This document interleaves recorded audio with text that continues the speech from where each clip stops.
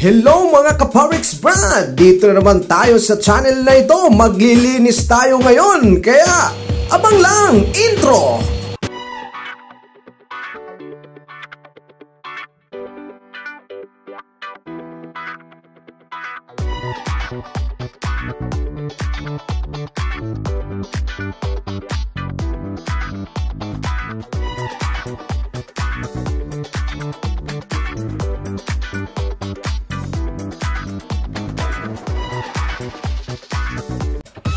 Ayan! Way back Kaparix Brad! Dito na tayo ngayon, naglilinis, nagmemekos-mekos na sa ating staff house. Ayan! So mga Kaparix Brad, nandito tayo ngayon sa staff house namin. Ano pa tawag nyo dyan? Boarding house or accommodation o kung ano pa naman. Yan! So pagmamay-ari ito ng aming company mga Kaparix Brad. Bakit ako nandito? Bakit ako naglilinis? Part-time job to mga Kaparix Brad. Nakatira ka pa, naglilinis ka pa, kumikita ka. Ayan, praise be to God. Palakpakan natin si Jesus Christ dahil binigyan niya tayo ng another income. Ayan. Sa mga Kaparix Brad, meron nga kami ditong tagalinis. Ayan, tagalinis at saka nagbabayad kami pero sayang ang aming binabayad. Dahil minsan hindi malinis ng maayos ang aming staff house. Ayan. So mga Kaparix Brad, it's an opportunity na naman sa ating buhay. Baka sabihin nyo, ako ay naghihirap. Okay lang yan, maghirap Kaparix Brad. At tayo ay nagsisipag naman para magkaroon ng another income sa buhay. Ayan. Yan ang dugong Pilipino. Marunong dumiskarte at magtiis sa kahit anong trabaho basta magkaroon lang tayo ng another income sa ating buhay. Ayan. So kung nakakatulong din to, no? Malaking tulong din to sa family ko, way back into Philippines. Ayan. Shout out sa aking pamilya. Kung nanonood ka man, manood ka na lang. Manood ka na lang. Ayan. Paano maglinis? Ayan. Shoutout sa aking mga kapatid. Ganito ang paglilinis, ha? Linisin nyo ang ating bahay kahit hindi pa yan ganong kagandahan. Ayan. So, Kaparix Brad, kapag malinis ang bahay, malinis din ang iyong espiritu. Ang iyong kaluluwa ay masaya. Ayan. So, mga Kaparix Brad, kapag may nilaga, may tiyaga. Kapag may tiyaga, may nilaga na baliktad na Parex. Ayan, so mga Kaparix, talagang tiyaga-tiyagain lang natin to, no? Dahil sa dulo nito may grasya at may ginhawa sa buhay. Ayan, lumaban tayo ng patas. Lumaban tayo na may takot sa Diyos. Ayan, ginagalingan ko ang paglilinis dyan mga Kaparix Brad dahil ibinigay ito ng Diyos sa akin na additional grasya. Blessings. Ayan. Palakpakan natin ang mga nagpalaki sa akin. Ayan. Dahil yung tinuro nilang paglilinis ng bahay ay nadala ko dito sa ibang bansa. Ayan. Buhay probinsyano. Ayan. Lumaki ako sa aking mga tita. Ayan. Tinuruan nila ako paano maglinis ng bahay. At ngayon, professional na tayo. Hindi lang bartender, cleaner pa. Ayan, palakpakan na yan si Kaparix Brad. Mekos-mekos ng sahig. Ayan, bina-vacuum lang hanggang malinis na yan. So mga Kaparix Brad, ipinapakita ko to sa inyo ng walang hiya dahil makapal ng aking muka.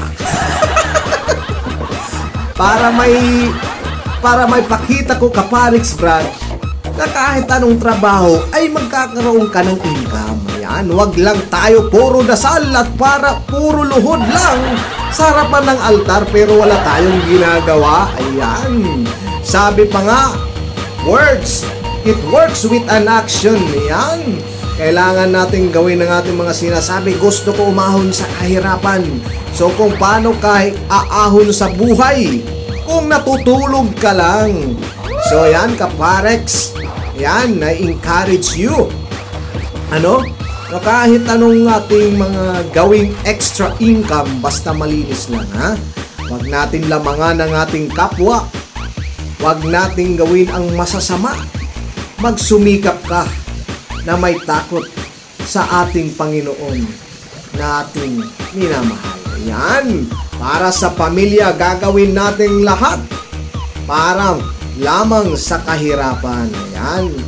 Nakakatulong din to sa aking mga kapatid na nag-aaral. Dahil pagbigay-bigay din tayo. Kahit hindi man ganong kalaking ating may bigay. In our own little way. Yan, ika nga. In our own little way, makatulong tayo sa ating pamilya. At least kahit papano, meron din tayong may save or savings para sa future natin, mga kapares brad. Hindi lahat ng panahon malakas ang ating katawan at bata tayo. Tulad din tayo sa ating nanay at tatay, natatanda rin tayo. Yan, so you have plan, mga kapares, magplano ka para sa kinabukasan. Yan.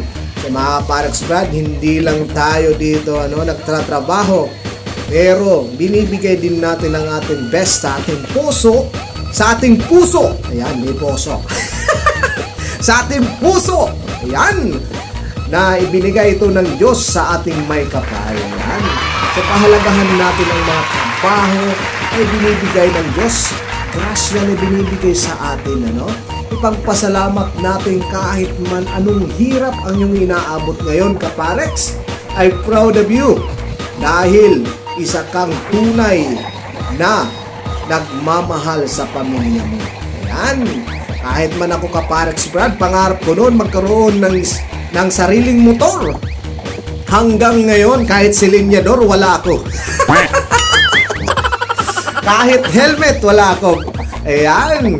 Magkaroon ng sariling sasakyan. Ayan. But anyway, kaparex brad, darating din tayo dyan. Ayan, So for the meantime, mag-vacuum muna tayo para umingkam at magkaroon tayo ng kikitain at ating magiging isang dagdag sa ating ipon. Ayan, para sa susunod, mga kaparex brad. At least pag uwi mo ng Pilipinas, may pera ka at may pang negosyo ka.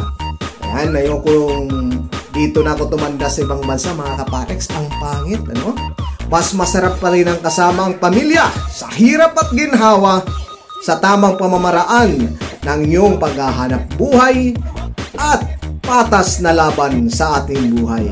So mga kaparex brad, ayan, I encourage you, mga kaparex brad, huwag kayong mahiya. Basta tama ang iyong ginagawa, ang Diyos ay alam kung ano ang tama. Ayan. Praise be to God, mga kaparex brad. Salamat sa panunood at pagsasama sa akin dito sa paglilinis na araw na ito. Kaya tuwing day off ako naglilinis dito, mga kaparex brad, sa ating paglilinis sa aming staff house. Ayan, tuwing day off. So yan, ginalingan ko ang pag-video, self-video, mga kaparex brad. Wala tayong magagawa. Wala tayong na-hire na cameraman. Dahil ako man ay walang pangbayan sa professional ng cameraman. Ayan, so shoutout sa aking mga kapamilya ang nagturo sa akin sa paglilinis ng bahay. I love you!